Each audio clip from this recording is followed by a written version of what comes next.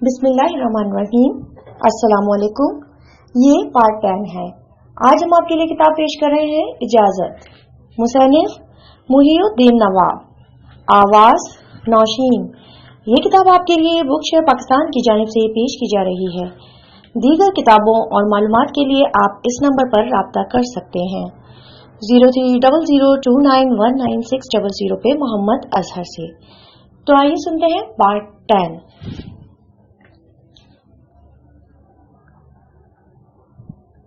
वो मियाँ बीवी थे, लेकिन एक दूसरे के ऐसे आशिक थे कि ऐसे मियाँ बीवी की मिसाल मुश्किल से मिलती है।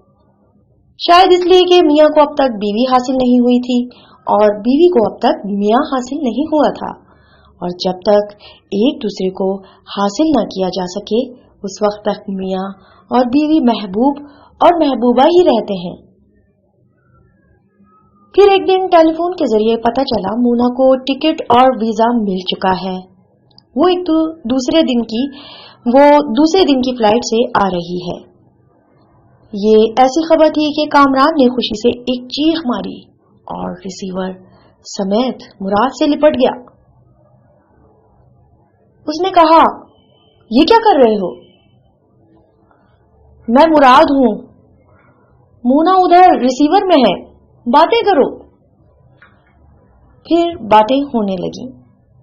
उधर मोना खुशी से बातें कर रही थी, खिलखिला रही थी। कामरान ने कहा, हजारों मील की दूरी से तुम्हारी ये गुनगुनाती हुई हंसी मेरे अंदर हलचल पैदा कर रही है। आज मैं खुशी के मारे सो नहीं सकूंगा।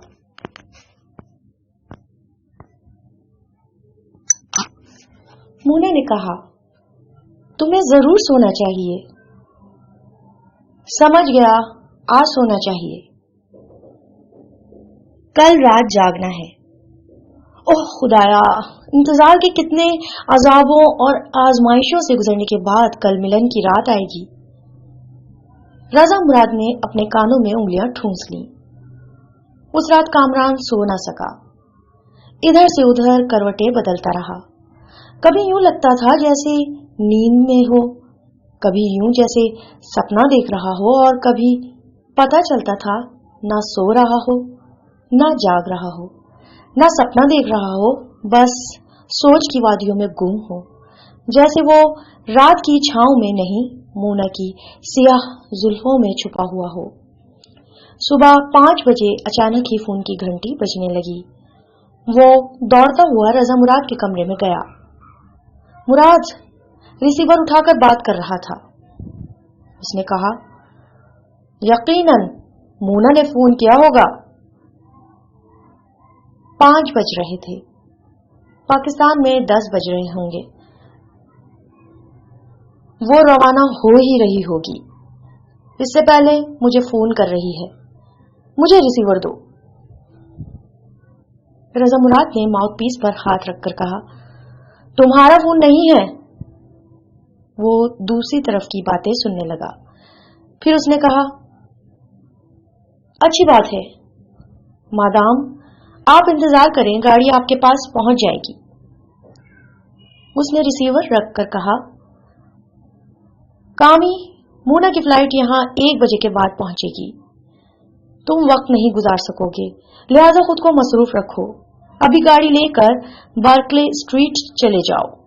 वहां होटल से फेयर के कमरा नंबर 232 में इटली की एक फिल्मी अदाकारा ठहरी हुई है। उसने हमारी गाड़ी 6 घंटे के लिए इंगेज की है। तुम 6 घंटे आसानी से गुजार सकोगे। मुनासिब आमदनी भी हो जाएगी, लिहाजा फौरन मुंह हाथ धोकर लिबास तब्दील करो। आदमी बनो। सफा नंबर 110, और गाड़ी लेकर यहां से निकल जाओ।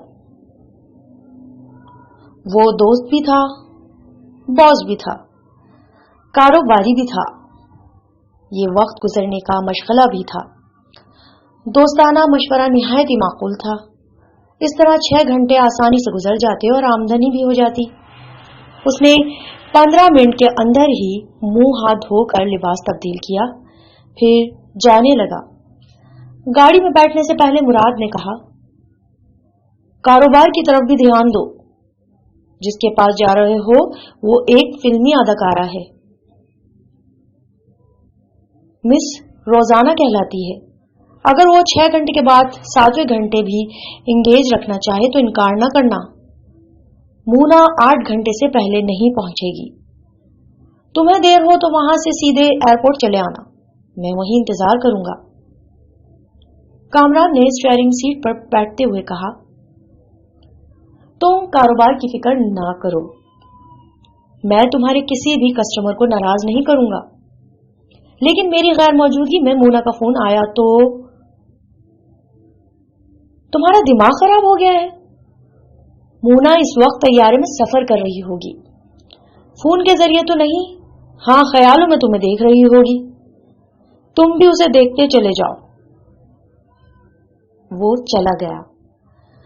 राजा मुराद वहीं खड़ा हुआ उसे जाते ही देखता रहा और सोचता रहा, क्या मोहब्बत इसे कहते हैं? क्या कामरान मेरे मुकाबले में ज्यादा खुशनसीब है? उसे प्यार करने वाली औरत मिली जो अपने रिश्तेदारों को, अपने बचपन के माहौल को, अपने मुल्क को छोड़कर उसकी मोहब्बत में 7 समंदर पार चली आ रही है। क्या वाकई औरत मोहब्बत करना जानती है? उसके दिमाग में हलचल सी होने लगी। यूं लगा समीना आंधी बनकर चली आ रही है। उसने फौरन खुद पर काबू पाने की कोशिश की। तेजी से चलता हुआ कॉटेज के अंदर आया, फिर बाथरूम में पहुंचकर शावर को खोलकर उसके नीचे खड़ा हो गया। गुस्ल करने के बाद उसने नाश्ता किया। इस दौरान उसके दिमाग के दरवाजे पर दस्तकें होती रहीं।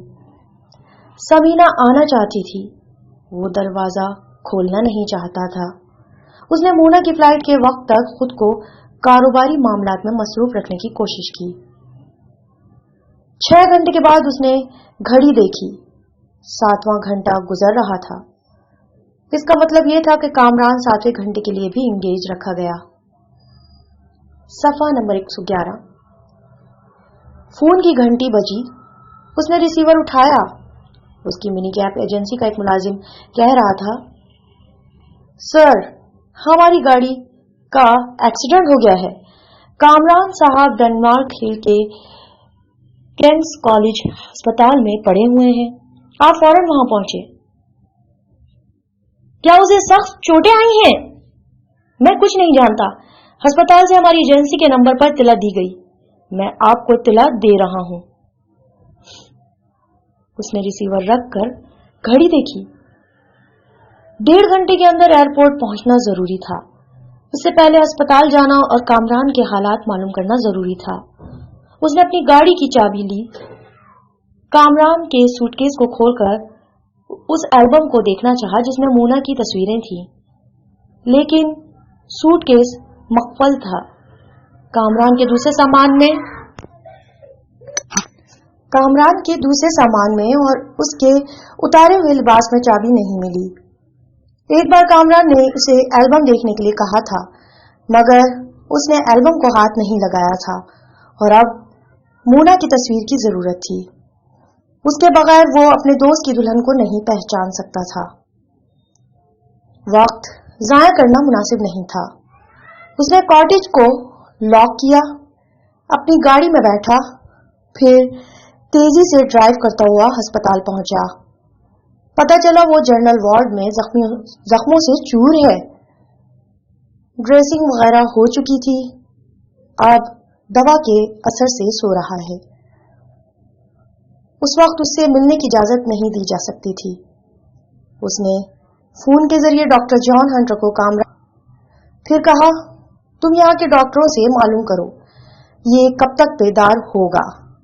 अगर थोड़ी देर बाद आंख खुलेगी तो ये जख्मों की परवाह किए बगैर एयरपोर्ट जाना चाहेगा। किसी रोक टोक को खातिर में नहीं लाएगा। तुम डॉक्टरों के जरिए उसे यकीन दिला सकते हो कि मैं मूना को लेकर सीधा अस्पताल आऊंगा। डॉक्टर हंटर से बात तय करके जब वो एयरपोर्ट की तरफ रवाना हुआ तो तैयारी की आमद का वक्त हो चुका था। शायद वो आ चुका होगा। मूना पहली बार आ रही थी, उसके इस्तकबाल के लिए कोई अपना न होता तो परेशान हो जाती। सफा नंबर 112। खास तौर पर इमिग्रेशन वाले उसे परेशान कर सकते थे। बहरहाल वो एयरपोर्ट पहुंचा तो तैयारा रनवे पर उतर रहा था। उसने गाड़ी को पार्किंग एरिया में छोड़ा, तेजी से चलता हुआ इमारत के अंदर आया, वहां से ग्रेटर्स लॉबी में पहुंचा, फिर रीलिंग के साथ खड़ा रहकर आने वाले मुसाफिरों को देखने लगा। अभी ज्यादा मुसाफिर नजर नहीं आ रहे थे। वो सोच रहा था मोना को कैसे पहचानेगा। इस फ्लाइट से पाकिस्तानी मर्द, औरतें और बच्चे ज्यादा आए थे। ऐसी पाकिस्तानी लड़कियां नजर आ रही थी जिनके मुतालिक ये फैसला करना दुश्वार था कि वो शादीशुदा हैं, कवारी हैं या नई ब्याहता हैं। फिर यकबारगी उसके जहन को झटका सा लगा। मुसाफिरों की भीड़ में समीना नजर आ रही थी। उसी लॉबी की तरफ चली आ रही थी। आते आते कभी किसी मुसाफिर की आड़ में छुप जाती थी, कभी झलकने लगती थी। उसका वजूद सरेआम कह रहा था, तुम नफरत करते रहो, मैं आंख मचोली खेलती रहूंगी, आती रहूंगी। रजा मुराद ने पलके झपक झपक कर देखा। पता चला समीना नहीं है, कोई और ही बेइंतहा की हसीन लड़की है जो समीना की तरह छलकती है और अपने हुस्न का सिक्का भी जमाती है। और वो हुस्न का सिक्का जमाने वाली मोना थी। मोना अगरचे समीना से मुशाबिहत नहीं रखती थी, दोनों के चेहरों और नाक नक्शों में वाज़ेह फर्क था। अक्सर लड़कियां कद, जिसामत और रंग रूप में एक जैसी होती हैं, लेकिन समीना से एक मुमासलत थी। मोना उसकी तरह साड़ी पहने हुई थी। साड़ी पहनने के अंदाज में ऐसी दिलकशी थी जैसे वो मौजें मारती हुई नदियां हो। उसकी लहरें किरण किरण चमक रही हों और वो लहर लहर बहती चली आ रही हो।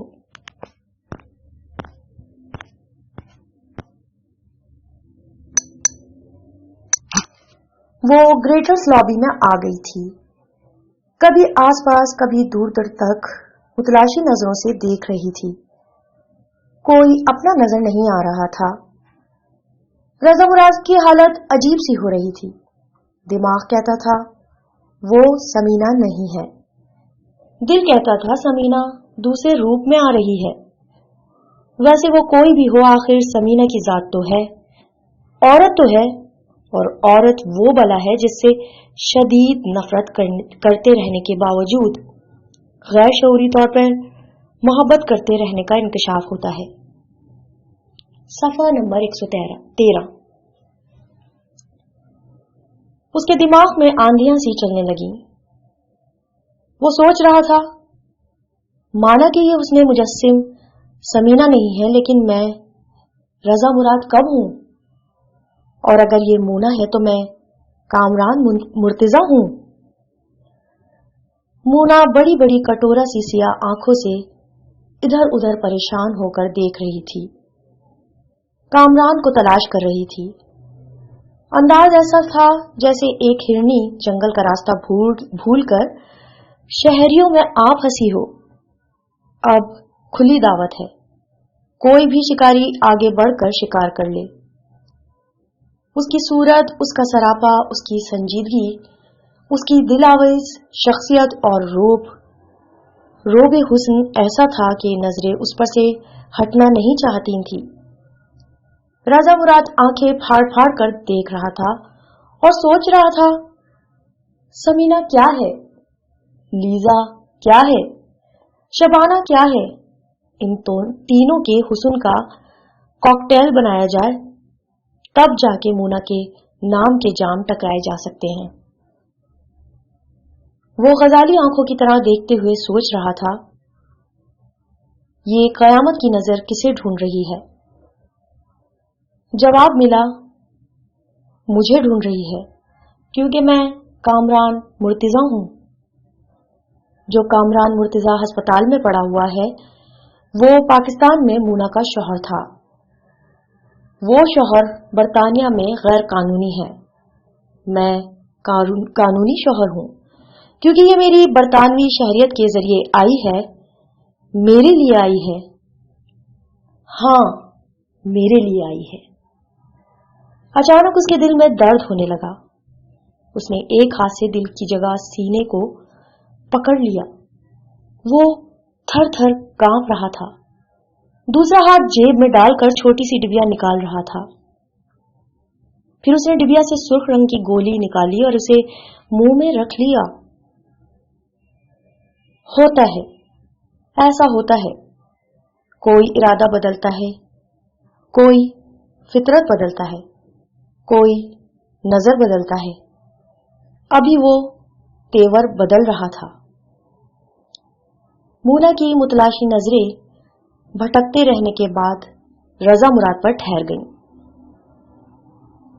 مراد کا نامراد دل دھک سے رہ گیا۔ ابھی ابھی اس نے دل کو آرام پہنچانے کے لیے ایک گولی کھائی تھی۔ صفحہ نمبر 114۔ اس کے باوجود مونا کی نگاہیں گولی کی طرح دل میں پیوست ہو رہی تھی۔ وہ بے اختیار کھینچا جا رہا تھا۔ اس نے آگے بڑھ کر پوچھا، کیا تم مونا ہو؟ وہ ایک دم سے خوش ہو کر بولی، کیا آپ مسٹر رضا مراد ہیں؟ نہیں، بیچارہ رضا مراد مر چکا ہے۔ تم سمجھ سکتی ہو، اسے تمہاری خاطر مرنا پڑا ہے۔ پہلے تو وہ یہی سن کر حیران تھی کہ اس کے شوہر کا جاں نثار دوست مر چکا ہے۔ اس نے مزید حیرانی سے پوچھا، آپ کیا کہہ رہے ہیں؟ رضا مراد کو میری خاطر کیوں مرنا پڑا؟ وہ نہ مرتا تو دوسرا کامران مرتضیٰ کیسے پیدا ہوتا؟ یہ ناچیز تمہارا کامران مرتضیٰ ہے۔ مونا کے دماغ میں یہ بات پتھر کی طرح لگی۔ وہ خود کو اس کا کامران کہہ رہا تھا۔ وہ برداشت کرتے ہوئے بولی، میرے کامران صاحب کہاں ہیں؟ وہ ہسپتال میں ہے۔ وہ ناگواری سے بولی، مجھے مذاق پسند نہیں ہے۔ بائی گاڈ، وہ ہسپتال میں؟ وہ بات کاٹ کر بولی، پلیز مسٹر مراد، آپ نے خود کو مردہ کہا، آپ نے مذاقن خود کو مار سکتے ہیں، لیکن میں اپنے سہاگ کے سلسلے میں کوئی مذاق برداشت نہیں کر سکتی۔ میں ہسپتال کا فون نمبر بتا رہا ہوں، تم خود رابطہ قائم کر کے تصدیق کر لو۔ آپ میرے شوہر کے قابل اعتماد دوست ہیں، میں آپ پر بھروسہ کر سکتی ہوں، لیکن دل نہیں مانتا۔ پچھلی بار جب فون کے ذریعے گفتگو ہوئی تو وہ بالکل ٹھیک ٹھاک تھے، پھر اب کیسے؟ وہ بیمار نہیں ہے، حادثے کا شکار ہو کر ہسپتال پہنچ گیا ہے۔ یہ حادثہ تقریباً 2.5 گھنٹے پہلے پیش آیا۔ ہم یہاں سے سیدھے ہسپتال جائیں گے۔ تمہارا سامان کہاں ہے؟ اس کی بات ختم ہوتے ہی ایک نسوانی آواز سنائی دی، ہیلو مونا، تم یہاں ہو؟ صفحہ نمبر 115۔ ہم نے تمہارا سامان ٹرالی پر رکھ دیا ہے، اسے کلیکٹ کر لو۔ ایک پاکستانی میاں بیوی ان کے قریب آ گئے۔ مونا نے رضا مراد سے کہا، یہ میرے ہمسفر مسٹر اخلاق احمد ہیں اور یہ بیگم اخلاق۔ بیگم اخلاق نے مسکراتے ہوئے رضا مراد کو دیکھا، پھر مونا سے کہا، ان سے بھی تعارف کراؤ، کیا یہی مسٹر کامران مرتضیٰ ہیں، یعنی تمہارے وہ؟ مونا نے جھینپ کر مراد کو دیکھا۔ وہ انکار کرنا چاہتی تھی، مراد نے فوراً ہی کہا، جی ہاں، مجھے کامران کہتے ہیں۔ اس نے اخلاق احمد سے مصافحہ کیا، پھر اس کی بیگم سے کہا، آپ میری دلہن سے میرا نام پوچھ رہی ہیں؟ میں نے سنا ہے آج بھی مشرق کی عورتیں شوہر کا نام نہیں لیتی، اے جی، او جی، جاؤ جی، ہٹو جی کہہ کر زندگی گزار دیتی ہیں۔ اس کی بات پر سب ہنسنے لگے، صرف مونا اور پریشان تھی۔ وہ اخلاق اور بیگم اخلاق کے سامنے مراد سے نہیں کہہ سکتی تھی کہ اسے فوراً کامران کے پاس پہنچایا جائے. پھر بھی اس نے کہا اب ہمیں چلنا چاہیے. انہوں نے اپنے اپنے سامان کی ٹرالی سنبھالی. دو ہم سفر ایک دوسرے سے رخصت ہو گئے.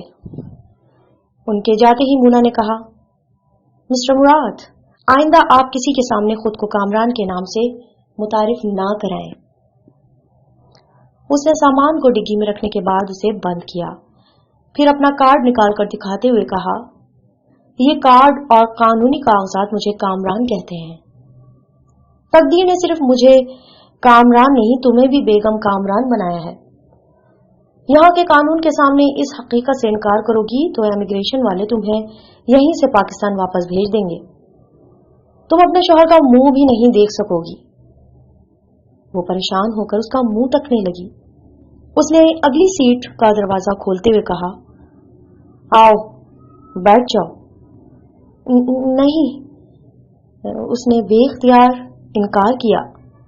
پھر کہنے لگی میرا مطلب ہے میں پیچھے بیٹھوں گی. صفحہ نمبر 116. میں آگے بیٹھ کر گاڑی چلاؤں گا اور تم پیچھے بیٹھو گی تاکہ لوگ مجھے تمہارا شوفر، تمہارا ملازم سمجھے. لوگ یہ بھی تو سمجھ سکتے ہیں کہ میں ملازمہ ہوں، اپنے مالک کی کار میں پیچھے بیٹھ کر جا رہی ہوں.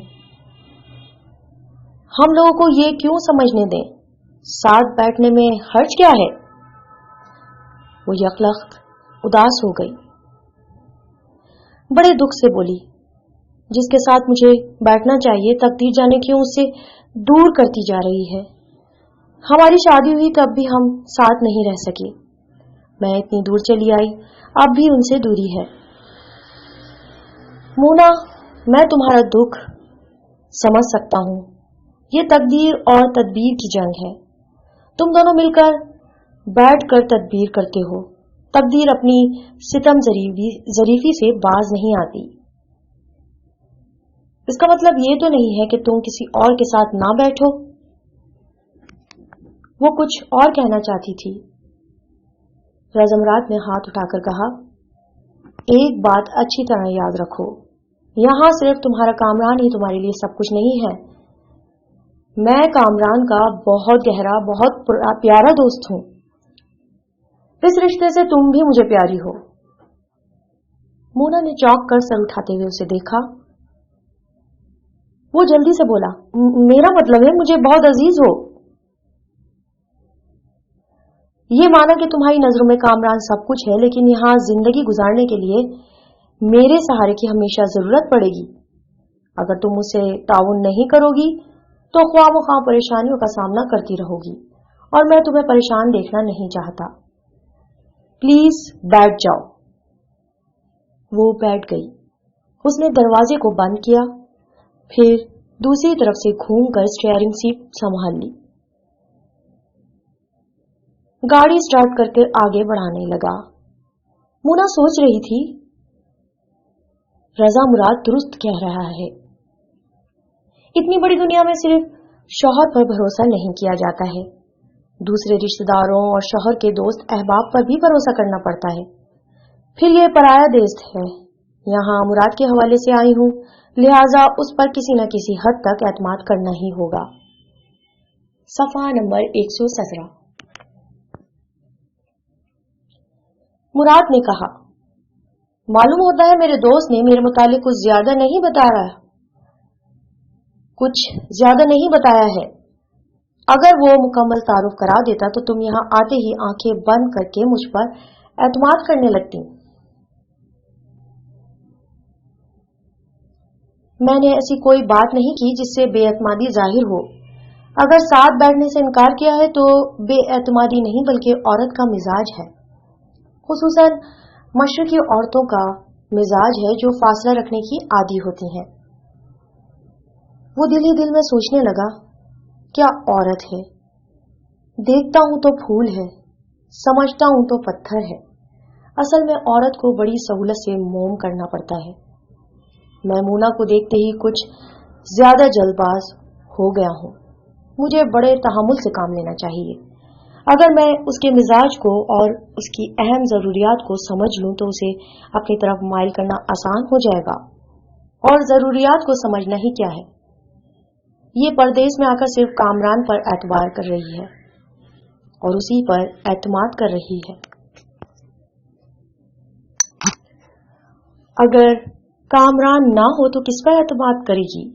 اگر کامران مجبور ہو جائے، محتاج ہو جائے اور اسے سہارا دینے کے قابل نہ رہے تو یہ کس کا سہارا ڈھونڈے گی؟ کیونکہ میرے ہی حوالے سے یہ یہاں آئی ہے، میرے بغیر پردیس میں یہ ایک قدم نہیں چل سکے گی. میری مرضی کے بغیر کسی کی انگلی بھی نہیں تھام سکے گی. وہ ہسپتال پہنچ گئے.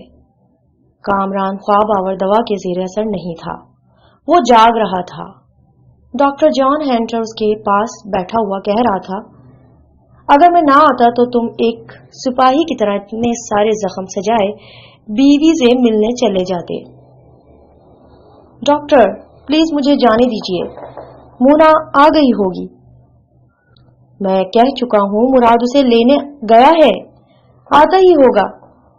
تمہاری دیوانگی دیکھ کر سوچ رہا ہوں کاش مراد میں بھی ایسی دیوانگی کسی کے لیے پیدا ہو جاتی تو وہ ذہنی مریض نہ رہتا، بالکل نارمل ہو جاتا. کامران بار بار دروازے کی طرف دیکھ رہا تھا. ایک بار نظر اٹھاتے ہی اس نے چہرے پر اس کے رونق آ گئی. اس نے کہا، ایک بار نظر اٹھاتے ہی اس کے چہرے پر رونق آ گئی. صفحہ نمبر 118. اس نے کہا، مونا تم؟ کہیں میں خواب تو نہیں دیکھ رہا ہوں؟ وہ دروازے پر کھڑی ہوئی تھی، تیزی سے چلتے ہوئے اس کی طرف آنے لگی. وہ اٹھ کر بیٹھنا چاہتا تھا. ڈاکٹر نے اسے تھام کر کہا، نہیں، لیٹے رہو. مونا نے بھی قریب آ کر کہا، تمہیں اٹھنا نہیں چاہیے، آرام سے لیٹے رہو. ڈاکٹر وہاں سے ہٹ گیا. وہ اس کی جگہ بیٹھ گئی. کامران کے ہاتھ کو فرتے محبت سے اپنے دونوں ہاتھوں میں پکڑ لیا. اپنے نازک ہاتھوں کی گونگی زبان سے سمجھانے لگی، بس ملاقات اتنی ہی ہو سکتی ہے، ہمارے نصیب میں یہی لکھا ہے. پھر اس نے زبان سے پوچھا، یہ کیا ہو گیا کامی؟ ہم اپنی محبت اور صبر کا امتحان کب تک دیتے رہیں گے؟ سمجھ میں نہیں آتا کیا ہو رہا ہے. میں اچھا بھلا ڈیوٹی پر تھا، گاڑی چلا رہا تھا. تمہارے تصور سے بہلتے رہنے کے دوران بہت محتاط رہا، کہیں کوئی حادثہ نہ ہو جائے یا ٹریفک کے قوانین کی خلاف ورزی نہ ہو، میں کسی مصیبت میں گرفتار نہ ہو جاؤں.